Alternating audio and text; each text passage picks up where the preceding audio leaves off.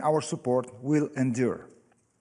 In this respect, let me praise the Ukrainian soldier, as I did with their Chief of Armed Forces in video conference. Their courage, discipline, resilience, adaptability, and determination are truly exemplary. Looking at the future peace, hopefully soon, we also had a fruitful discussion on the ongoing effort carried out by the Coalition of the Willing in sync with the Alliance mission. After Ukraine, we discussed security on a 360 degrees perspective across all domains, in Europe, on the southern flank, across the North Atlantic. We also discussed the Arctic, of course, a region of strategic relevance for NATO, where we have military exercises and training activities already pre-planned for the months to come. On another topic, we also confirmed that the time to invest smarter and faster in capabilities and new technology is now. Taking stock of the commitments made in The Hague, turning pledges into delivery. And we all agree about the need to convey this sense of urgency to the political authorities and to the defense industry, as our objective is to have an alliance ready to fight tonight. On one final point to note, after a very constructive consultation, we also approved a successful distribution of all command responsibility in the NATO command structure among the 32 allies, a true demonstration of a fair, responsible burden sharing.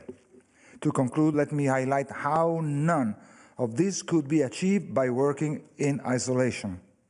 All allies recognize the value of cooperating with our partners across the globe in dealing with security, which is not anymore regional, it is global. Many allies also recognize how our collaboration and complementarity with the European Union remain key, and that a stronger EU means a stronger NATO. Meeting with the Indo-Pacific partners, Australia, New Zealand, Japan, and South Korea, and Republic of Korea, as well as with Georgia and Ukraine, have been another great opportunity to further deepen this valuable cooperation, an integral part of our daily work. Without further ado, I hand over to SACEUR first and SACT then, and then to your question. Thank you for your attention. Please, Grinch. Thank you, Chair, and good afternoon, everyone. It's great to speak with you today alongside Admiral Cavo Dragone and Admiral Vandier after our very productive sessions this week. It was a privilege to meet with the Chiefs of Defense and discuss what Allied Command Operations is doing to build warfighting readiness and to strengthen our deterrent posture. We're achieving this through our forward land forces on the eastern flank, through exercises like Steadfast Dart, which marks the second full deployment of the new Allied Reaction Force, and through enhanced vigilance activities like Baltic Sentry and Eastern Sentry. I recently returned from Romania and before that Slovakia, where I was impressed by the quality and interoperability of our forces. These forces are the foundation of this strong alliance, which continues to gain strength each and every day. Back in early January, I also had the opportunity to visit our two newest allies, Finland and Sweden, where I witnessed how their militaries are uniquely positioned to strengthen NATO's northern flank and Arctic security. And having seen Finnish border guards and Swedish Marines in action, I'll just say that no one should doubt our readiness. Meanwhile, as President Trump and his team continue to work tirelessly toward peace in Ukraine, another topic this week was NATO's vital support through our NATO Security Assistance and Training Ukraine mission, or NSATU.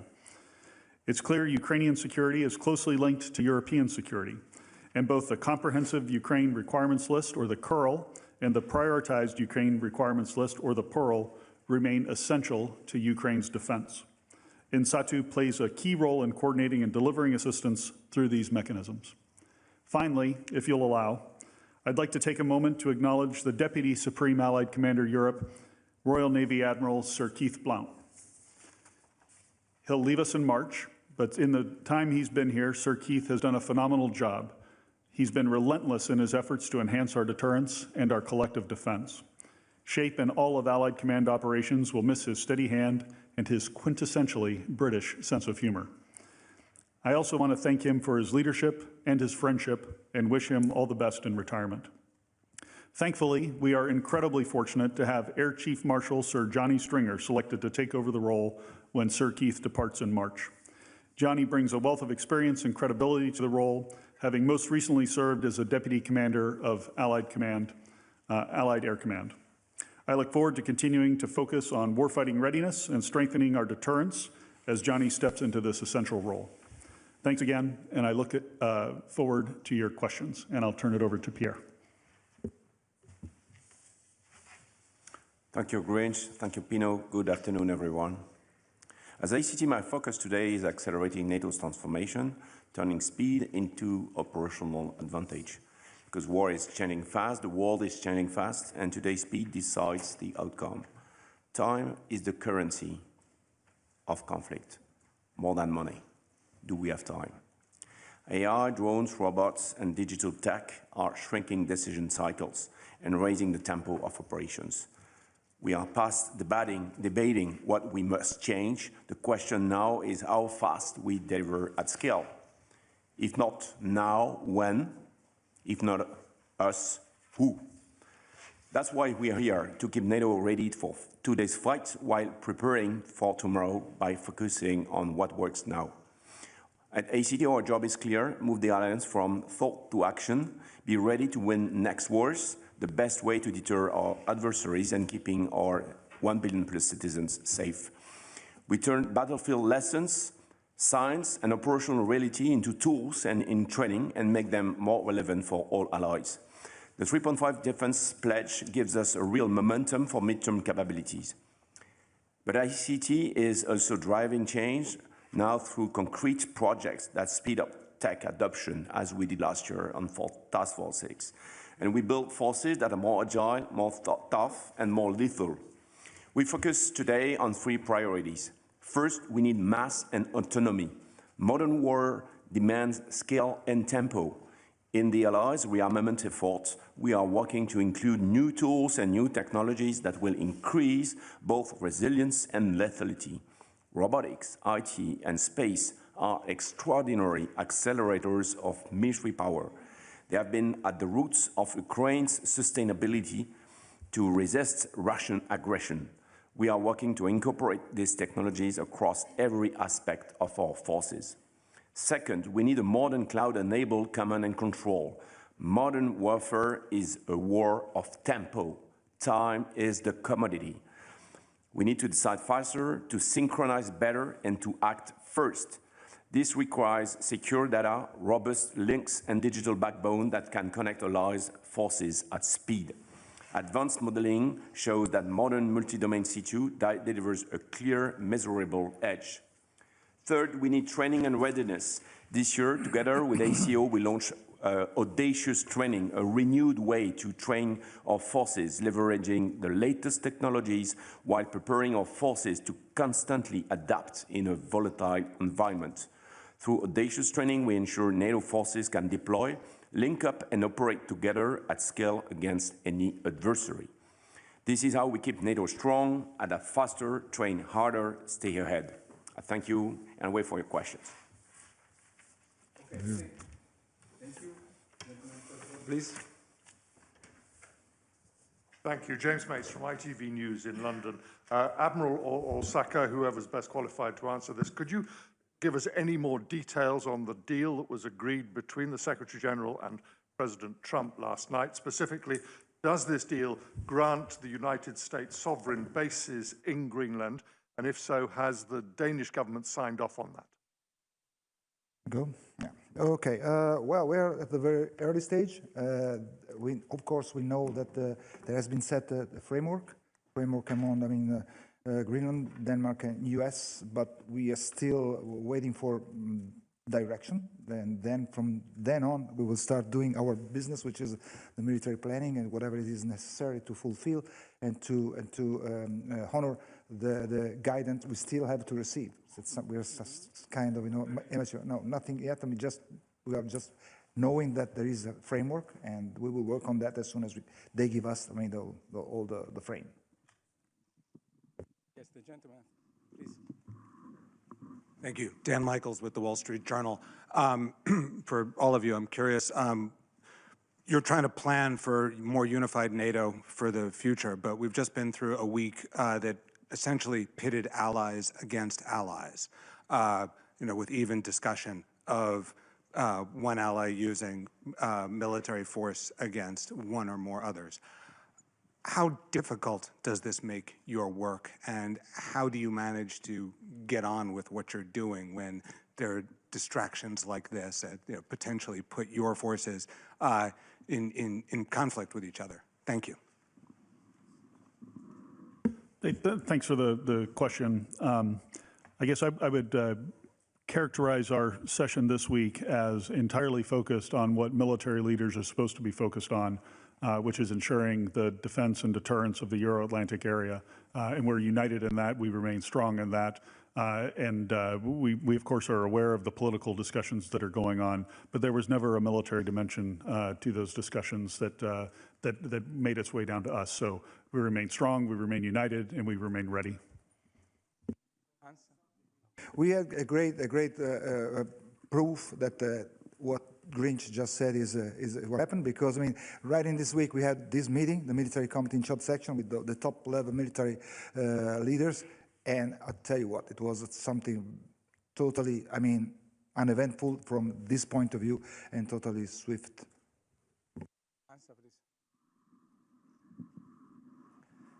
Okay. Can you hear me? Yes. My first question goes to SACEUR. I would like to know if in your planning, in your strategy at the moment, it is foreseen or you're studying a possibility to activate an Arctic Sentry sort of operation if the leaders gives you the go-ahead, and what that would entail technically. And to the others too, I would like to know, when we now are talking about Arctic security, what, in your view, it is needed on top of what we already have to secure that particular region? For instance, the Russians have nuclear-powered icebreakers. I don't think, if I'm mistaken, that the NATO has one of those. So what, in terms of capabilities, we should prepare and increase to tackle security challenges in that particular region? Thank you. Okay, thanks. I'll start. First off, just on the potential for an Arctic mission, whether we call it Arctic Sentry or something else. We've done no planning yet. We have not received political guidance to move out. We're aware of discussions about this, of course, and therefore we're doing some thinking about how we would organize for it, but no planning has started yet. But we're ready. We've got a ton of expertise at SHAPE headquarters and across all of Allied Command operations that could be applied to this. One of the things that we recently did was realign the boundaries of our joint operations areas that put all of the Nordic nations and the Arctic under one command, our Joint Force Command in Norfolk. So that command is very well postured to continue looking at Arctic issues. So whether there's an operation or not, I'd also just emphasize, across SACEUR's area of responsibility, we have a 360-degree approach to the threat. So as we look at implementing our deterrence and defense of the Euro-Atlantic area and that strategy, we have already been executing a number of operations in the Arctic over the time that I've been in command and before. We'll continue to do so, and then we'll wait on political guidance for any specific enhancements to that. On the, I may compliment on the fact that if you look at Cold War, this was a critical area to consider. And so you had a lot of activities in the ES area. Today, the global climate change changed the access to this area. And so the opening of the routes, the maritime routes, creates another question. And the control of this area is very important for NATO, for the countries that have continuous at-sea deterrence, because the access to the area will change. You have to consider also space and ballistic issues, where the global threat we are facing needs to have a better look forward on what is going on from space. And so we have to work on the technical issues with new technologies on this specific environment. Thank you. Bloomberg. Andrea Policiano from Bloomberg. SACEUR, I want to ask you, there's obviously been a lot of talk about Greenland and the Arctic, and I know you've already said that there is an increased activity in the high north coming from Russia, coming from China, but I do want to ask you, like, in this specific moment where Arctic security is so high on the agenda, in the assessment of what's going on up there, is there anything particularly concerning? Have there been any recent changes in the security situation in the Arctic? Thank you. Yeah, really thankful for that question. I think one of the most concerning changes in the security situation has been the growing collaboration between Russia and China in the Arctic, and we've seen that over the last several years. It's been both in the maritime domain with increased joint patrols, as well as in the air domain with long-range bomber patrols being conducted jointly. So the activity that they're doing together is definitely increasing. At any time our competitors or our potential adversaries are doing that, it's something that we need to pay attention to. Gentlemen, please. Go ahead. Thank you. Andrew Gray from Reuters. Very simple question for the Admiral and for SACEUR. Is Greenland currently sufficiently well protected? Well, and then you can complement. I think, I mean, we are having a lot of work going on. I mean, we have been planning that before anything, and just consider two indications pretty strong. I mean, we have in the past decided to have another Joint Force Command, Norfolk, which will be handling the area, and also the importance of the area has also indicated by, I mean, the two nations that were formerly they were neutral, and now they joined the alliance. I mean, Finland and Sweden. So it means that we are focused. We are focused also on the Arctic, and we are also getting more capability to be able to work and operate in that type of climate, which is challenging. But I would say yes, and we will do more. But Grinch. No, thanks, Chair. A couple of thoughts. There is ongoing activity in the Arctic that is being conducted not under the North Atlantic Treaty Organization or Allied Command Operations, but by a sister command, NORAD, the North American Regional Aerospace Defense Command, a bilateral command between two allies, the United States and Canada. That exercise is called Noble Defender. It's executing out of Pitofuk Space Force Base. And we have Canadian fighters, we have U.S. tankers, and I stay very closely in touch with the commander of NORAD on these activities, as SACEUR's AOR overlaps with the NORAD Northcom area of responsibility. So there is activity going up there. I would just say we also need to look forward a little bit. One of our jobs as military leaders is not just to think about the here and now, but how can those future threats that I manifest, that growing collaboration, how will that threaten us next summer cycle and the summer after that? And so some of the things that we need to do in the Arctic to enhance our security are long lead items, including installation of new sensors and detection capabilities. So all of those things are constantly in our cross-check, and we're constantly trying to enhance our posture and think of ways that nations can enhance our posture in the Arctic. Yes, the gentleman here. Thanks a lot. Max Delaney, AFP. A couple of questions for SACEUR. You say that you're not yet planning for any mission in the Arctic. Are you planning any exercises on Greenland in the near future after the discussions around Greenland? And then secondly, you have Eastern Sentry, you have Baltic Sentry, now potentially Arctic Sentry. All the focus in recent days has been on the Arctic. Do you feel that NATO risks being stretched too thinly, and that you risk losing focus on the main threat from the East? Thank you. No, thanks for the question. There are a few exercises that are planned upcoming in the Arctic over the coming months. I'll refer you to my public affairs officer, and he can get some details on that to you. But none on Greenland itself. As I mentioned, NORAD is executing some of those exercises in close coordination with us, but none on Greenland. As far as if we are tasked to do some other vigilance activity, the Alliance has plenty of capacity here to meet all the requirements. And leveraging the North American side of the Atlantic, the Transatlantic Alliance, to provide some of those capabilities, especially in the maritime and air domain. There's a lot of synergy with how we can do this based on the geography. Hello, Romanian Public Television. My question is for SACEUR. What key courses of action does the Alliance intend to pursue this year to ensure the protection and strengthening of NATO's strategic interests in the Black Sea region? No, thanks. I was just in Romania over the last few, the early time of this week, and I guess a couple of things. We're doing a lot there right now in the Black Sea region. We have 2 forward land forces in Bulgaria, led by the Italians, in Romania, led by the French.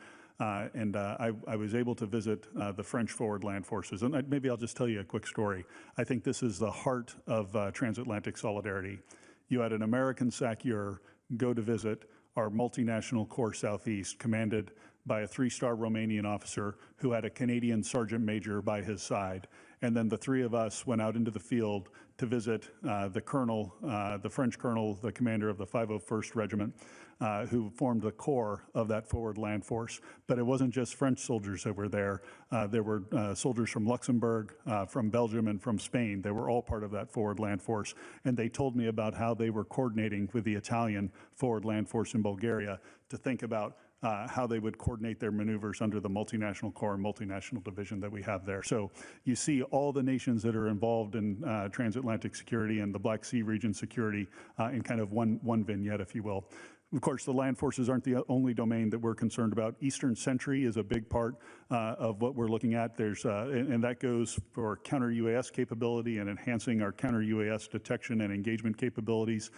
We've been working with Landcom and with SACT on options to take the lessons of Ukraine and reinforce Eastern Sentry with some of those capabilities.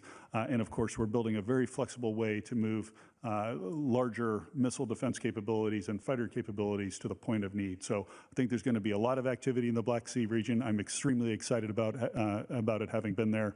And I hope to go back in summer because it was pretty cold. Terry, please. Thank you, Terry Schultz with DW over here. Thank you. To the General and the Admiral, first, a sort of technical question.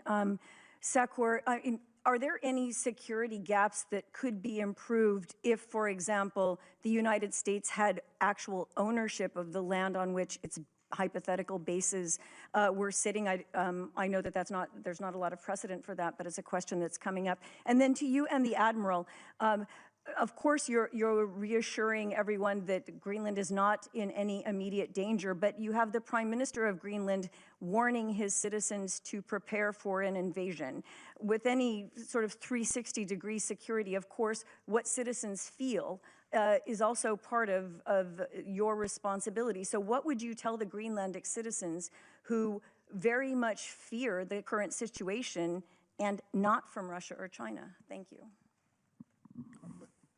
And you can jump in, of course. I mean, that's the reassurance that we have this kind of framework. I mean, I think that that should be enough to know that, I mean, negotiations are going on. I mean, they are discussing at the political level. There is no any kind of, I don't think they should have any kind of fear, because it's something that has been stated clearly that, I mean, they're talking the best solution for everybody. And since it's a three-party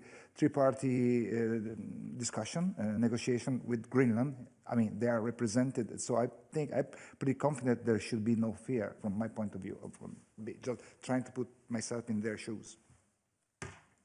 Yeah, I think I would say to the citizens of the 1 billion citizens across the alliance, including those in Greenland, that our collective commitment to Article 5 remains ironclad. Thank you. The lady in the center, please. Yeah, I don't think I can comment on that. There's a number of things that intersect here that are beyond my remit, if you will. So, you know, Golden Dome and those sorts of things, I don't understand all the technical details for it. So I'd refer you to others. Yes, the lady in the center, please.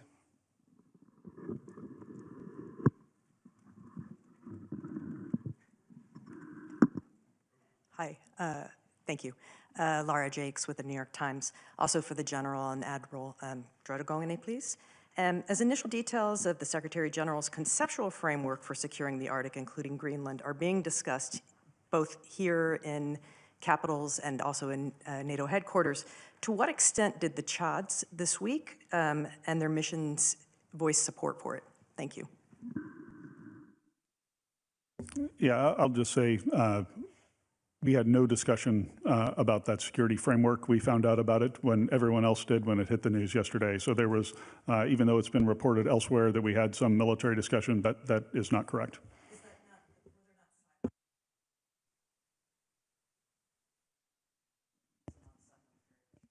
that not, Not about that framework, no, ma'am. Question from the reporter, then, please.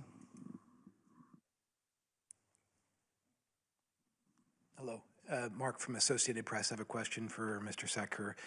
Since the alliance has changed with the addition of Sweden and Finland, can you talk about what capabilities the alliance has and what members are best suited to actually do military warfare in the high north, where it's very cold, their conditions are very challenging?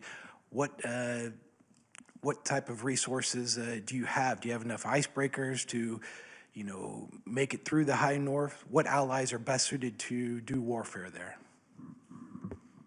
No, thanks. I tell you, Sweden and Finland and the capabilities that I saw on my trip there were very impressive. There was one point, I'll tell another story if you don't mind. We were getting a demonstration in the archipelago of some of the Swedish Marines' capabilities, and there was a Swedish Marine lieutenant colonel who was describing a scene in the background where they had a couple of vessels coming ashore with Marines that were assaulting the island that we were on as a demonstration of their capabilities.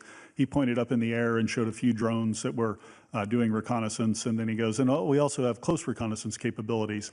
And if you look right here, and literally under our feet, who had just come up out of that icy cold water were two Swedish Marines who had been diving doing close reconnaissance. So, I mean, what a demonstration of capability up in the Arctic. So clearly the Swedes, the Finns, all the Nordic countries, Norway, Denmark have tremendous capabilities that they bring to bear every single day up there. Other near Arctic nations also have the ability to operate in that area. The United States has operated over the last several months up in the Arctic, north of the coast of Norway. So even countries that are a little farther away have some relevant capabilities up there, and I'm confident that if we're tasked to do any specific mission or just to continue our general approach to the Arctic, we're well postured. The gentleman over there, please. Yeah, I would add something. Sorry. So just to point out that the equipment of NATO is led by a process, which is a NDPP, you've heard about, with NATO Defense Planning Process, which is a strong process which is linking the plans that are made by SACEUR and the capabilities the allies need to procure. And so this is a consistent long-term plan, and so we are not running from a topic to another one. And so it's a 360 degrees plans that have been endorsed by the allies. And so we are working on this process on a continuous basis. We are at the end of the phase 5 and working on the next political guidance that will arrive in 2027.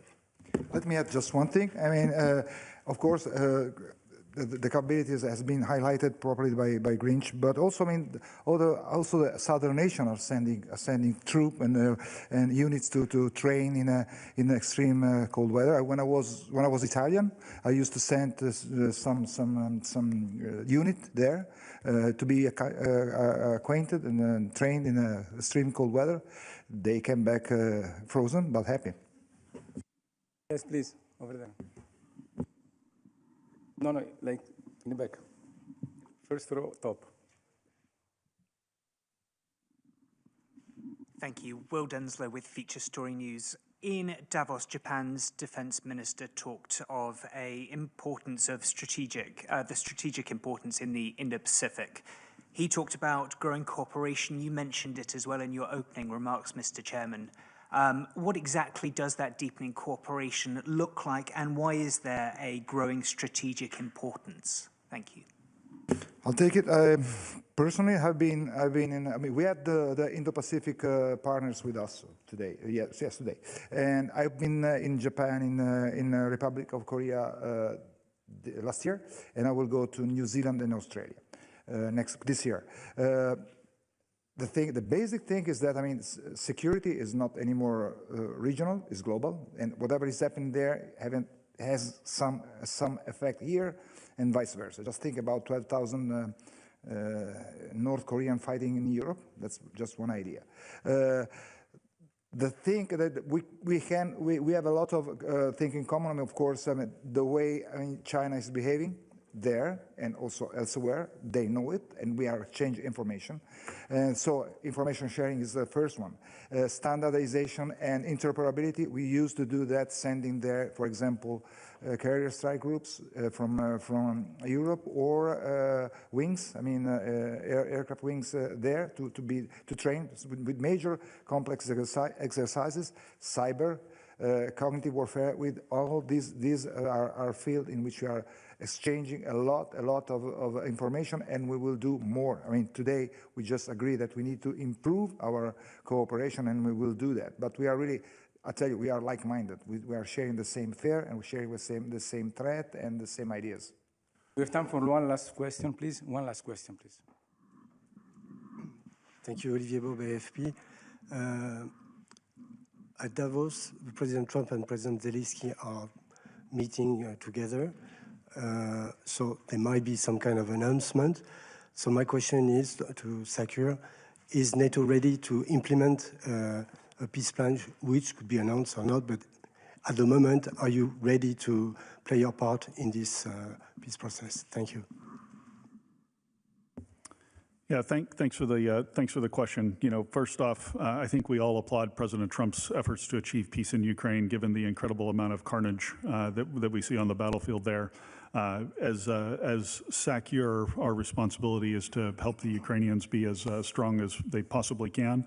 I suspect that we continue to do that in peacetime, although the parameters of the peace deal will be what defines that. But we're ready to do whatever we're asked. Thank you. Thank you very much, gentlemen. This concludes our press conference, and thank you for being here with us.